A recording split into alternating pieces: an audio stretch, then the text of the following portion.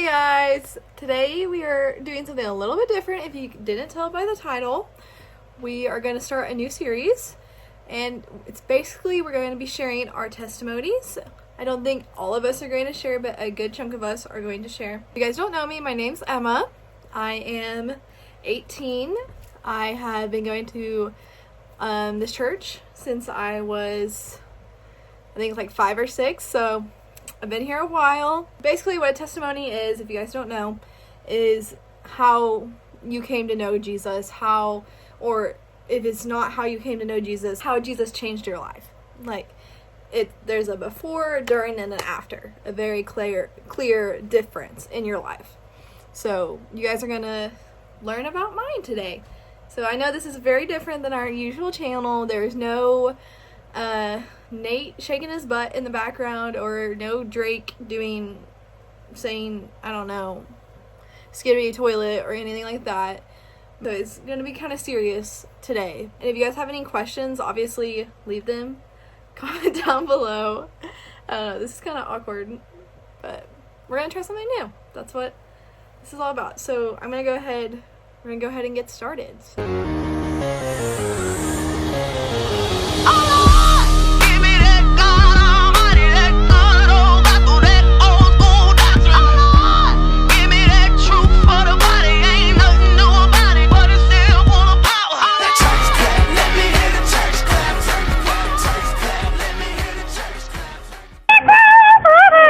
You gotta read! So, like I said, a testimony has usually a before, a during, and an after. So, that's kind of like the basis of my testimony for you guys. But before we jump into the before, I have a little bit of background information for you guys. So, my background information is I grew up in a church. I was born Sunday, went to church. My parents are Christians. They grew up in church, so I grew up in church. Ended up giving my life to Christ when I was 7. I was baptized in the same church that I still go to, and now, that's what I've always known. I never questioned it, really. And when I did give my life to Christ, I did understand it. It wasn't something that I was confused about. Keep that in mind as we go. So my before chunk. So this, in my notes, I have it highlighted in a different color. So this is in purple. When I started 7th grade is really middle school. I know is rough for everybody. So this is when it got rough for me. So I started 7th grade, started to get really bad anxiety, and I even had some slight depression going on, and I don't really know where it came from.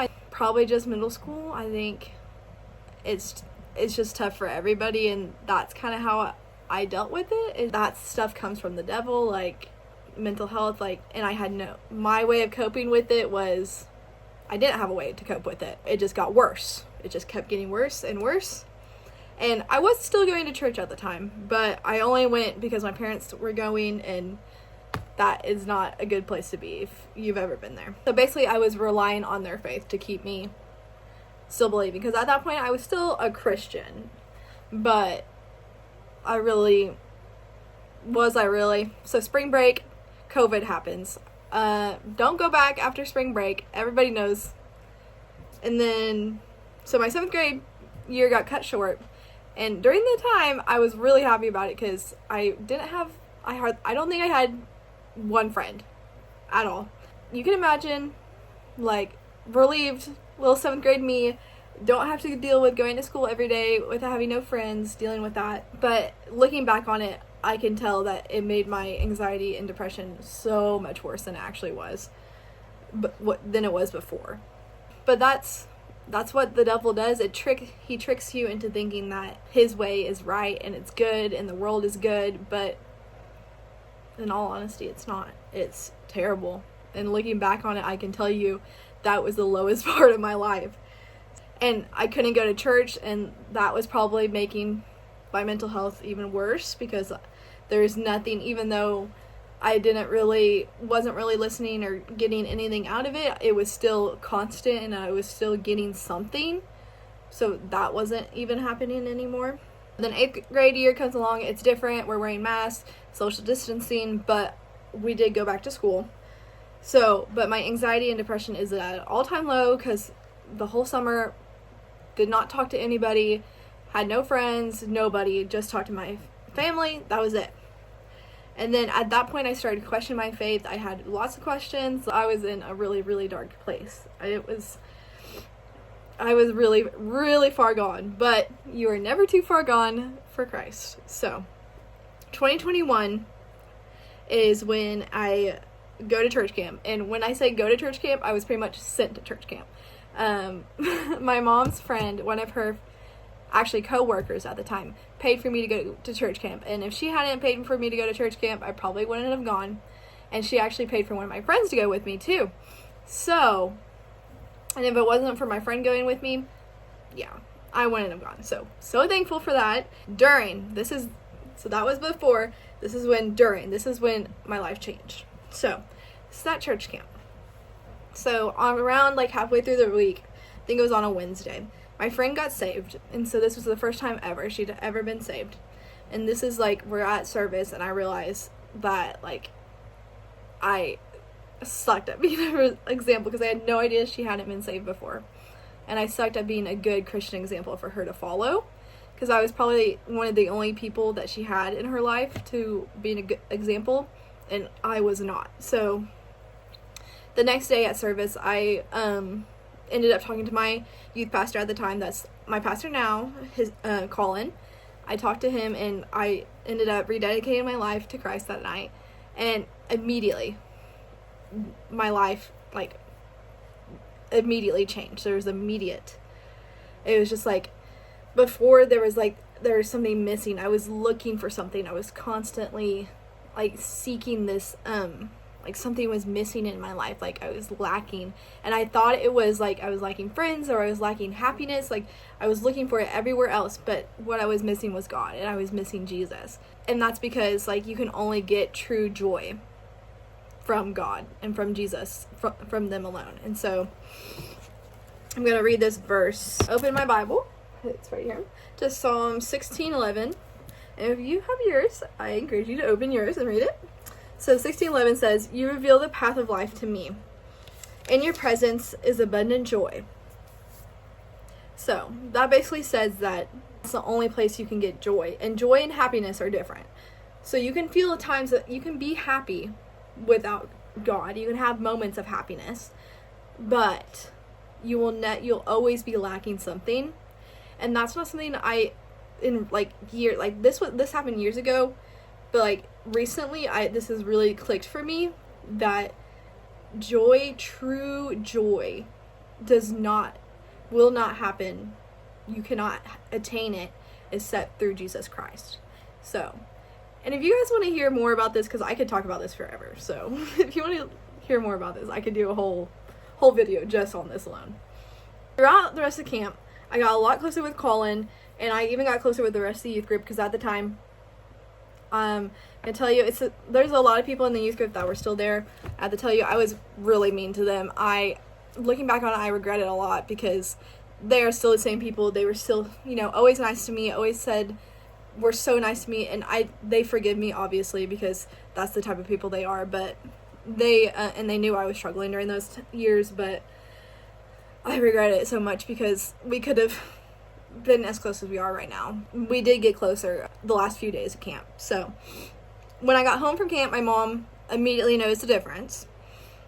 Immediate change. Like I went to camp a few weeks later with her younger kids, because she's the kids pastor at our church, and she could just tell the difference with me working with the younger kids. And there was like this sense of calm and peace that you have when you give yourself to Christ. And I had already given myself, but it was just like I was so far off the path, and I got right back on it. He put me back on it, and it's just like the sense of relief that you have that you can only get from him. And it's truly, if you feel like you're struggling with that, I truly, truly encourage you to give your life to Christ. If you're struggling, like you feel like you're missing something, look into it. Like, talk to somebody about this, because I guarantee you what you're missing is Jesus. I'm in the best moment. I'm at the highest point in my life at this point. And then September 30th, so this is still during, we're still in the pink section of my notes. Because on September 30th, 2021, I was in a bus wreck. So, I'm on the way home from a football game, and because I'm a football manager, or I was, and the bus flips over on its side. And later that night, I find out that I had fractured my back, and I was going to have a spinal fusion the next day.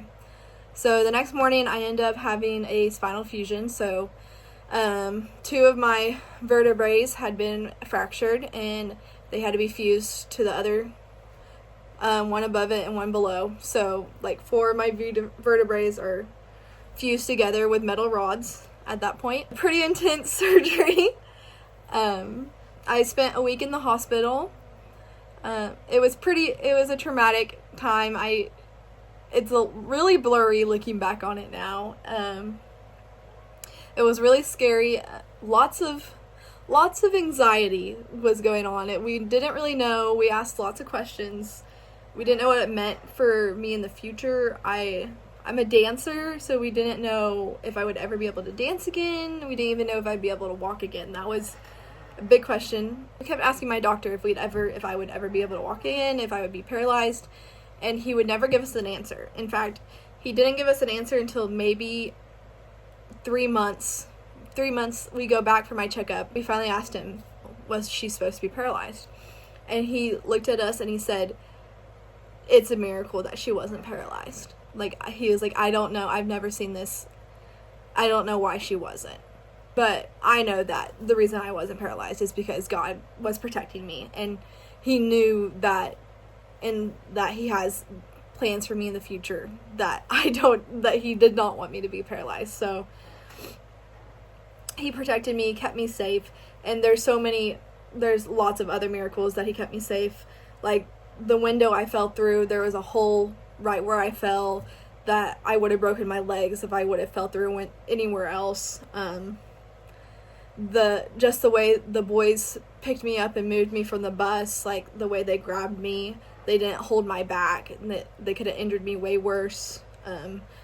The bus, it smelled like gasoline, but it never caught on fire. Like, there's so many different things that could have gone wrong, but it didn't. And I truly, truly believe that is a work from God, and there's no other way you can explain it. Like, it was supernatural, as I guess the world would explain it, but the only reasonable explanation can be that it was miracles from God. A lot of people ask me during this time, are you taking this so well? You should be freaking out a lot more than you are. And I knew he was in control the whole time, and I knew it was in his hands. And there was a lot of struggles behind the scenes. Sometimes I was like, why is this happening? Like, what's happening? And it was scary at times, but overall I knew whatever he had planned for me was for a reason. He had a purpose for it.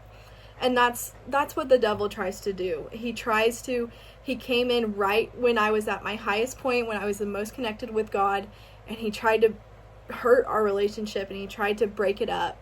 He tried to fracture it. He tried to break it up. And that's what he's going to try to do when you're, and that's what this really taught me. It taught me that you have to be on alert. You have to be ready for his attacks at all times. It doesn't matter if you're really connected with God or if you're really far away. It does not matter, because he is never happy. Whenever he loses somebody to God, he does not like to lose. The devil does not like to lose. So you need to be on high alert and ready for attack, because he is always there banging on your door. This is the last section afterwards. So after I got healed, I did a lot of physical therapy, and I'm still doing some pain management things. And I went to dance actually 3 months after the surgery, which never happens. So that was another miracle in its own. So we were really surprised by that, and I still dance to this day, and other activities. So that's that on its own is really surprising with somebody that had a spinal fusion. This whole thing ended up strengthening my faith, which the goal from the devil was to actually weaken it. So actually backfired on him. I still struggle with pain from my surgery to this day, but I'm still going, like, I'm still seeing a doctor. Like, recently I just had another procedure done to try to help with the pain, and we're gonna do something else in the near future, so to help with that. But it's helping me learn to just trust God, and I know that He has a purpose for all of this, and that's the biggest thing, the biggest lesson I have taken from all of this is just, I know that I can't see it right now, and I don't understand, but I know in the future that there is going to be a purpose for all of this pain. Right now, I'm at the closest I've ever been to God, I would probably say.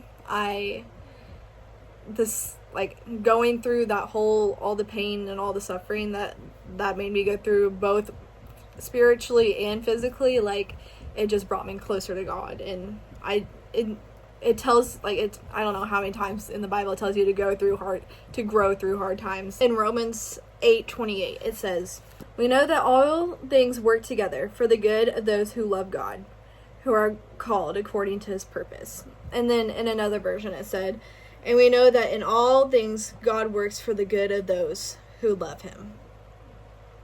So basically, God works things out is kind of what that says. So yeah, that's basically the end of mine. And obviously, a testimony is never ending. It just keeps on going. But because I'm still growing, I'm still learning. I learn something new every day. But those were the two big turning points, and they kind of connect in a way, I guess. But two big turning points, big things that God has shown me in my life. And I really hope that you guys either learn something from this, or maybe you could relate something. And if you're missing this sort of peace that I was talking about at the beginning, this joy, like you're just lacking something, like, talk to God and just give your life to Him. Just give Him everything, your entire body, every part of you, and I promise you that your sense of fulfillment and purpose, He will give that to you. And I'm not saying that all your problems will be fixed, but a lot will be better, and I promise you will start to feel better. There will be a change in your life, and you'll notice it if you will just start following God. So I hope you guys enjoyed this. I know it's a little different. If you guys stuck around, please make sure you like and subscribe. If you didn't like it, next week hopefully we'll have a different video. I hope you guys learned something. You can't stop. Can't stop, won't stop. Where the breaks at? I give him that ditty bop. Like, take that, take that, take that, take that.